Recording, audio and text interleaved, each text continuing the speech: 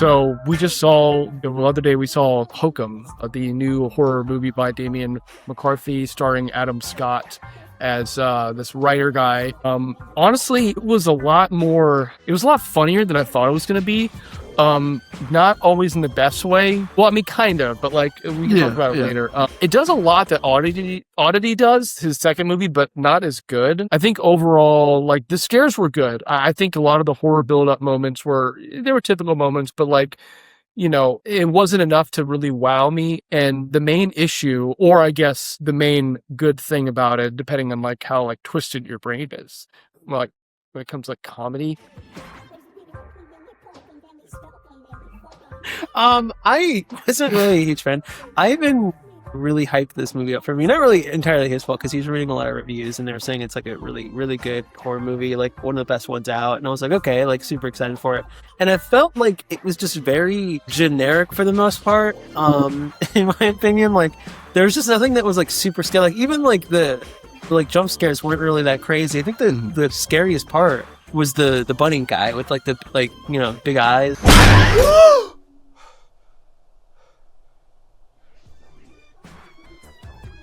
And you only saw him like for one or two times. Yeah, like if you see the trailer, I think everything in the trailer is like as much as like screen time he gets. So I don't know. I wasn't a fan of Adam Scott either. Like he's kind of funny, like in a cringy way. But like honestly, maybe I just wasn't in the mood for it. I wasn't feeling it. So I think I would give it a 4 out of 10 personally. I thought it was very average, and Adam Scott made it slightly worse. So I'd say 4 out of 10.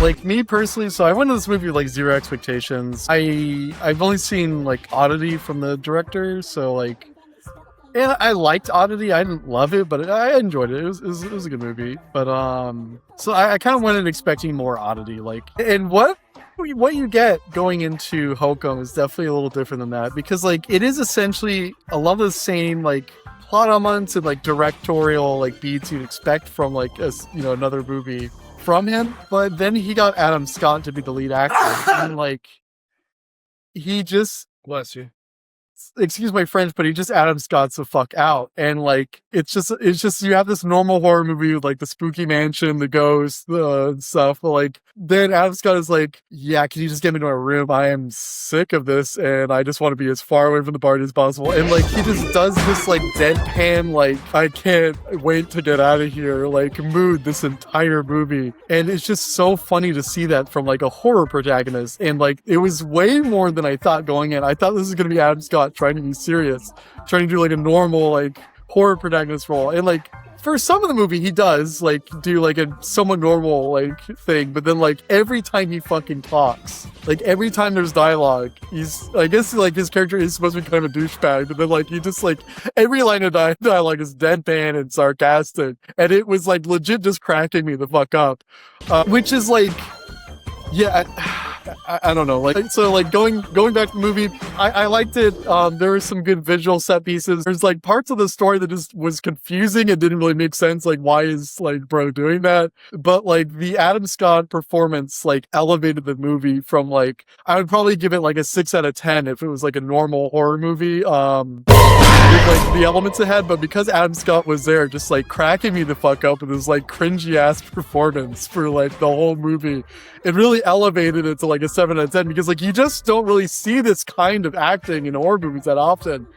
So I give them props for just letting Adam Scott the fuck out, and I really hope he becomes a mainstay in the horror genre. 7 out of 10, Hokum. If it were another actor and they were playing it pretty just normal, straightforward, honestly, if it were a better actor who's better at like some dramatic scenes or whatever, because that's the thing with Adam Scott. I think he's good, but some of the dramatic moments, I don't know, they just don't really do it for me. So if there were another actor that could do those, I think we were talking about it in the car, like it would make the movie seem more consistent, but it would probably be a little bit more boring. But the fact that like Adam Scott was cast and he has this weird edge where he's like one scene, yeah, he's talking like the bellhop is also a writer. Adam Scott's a famous writer. Bellhop's also a writer. Like, oh, I want to show you my manuscript or whatever. And Adam Scott picks up like his like tape recorders, like the idea for a character, a oblivious guy that can't read the room, and like he puts it down, and it's like we were cracking up in the theater because it was so but like I could tell someone might watch and be like, oh, that's kind of bad.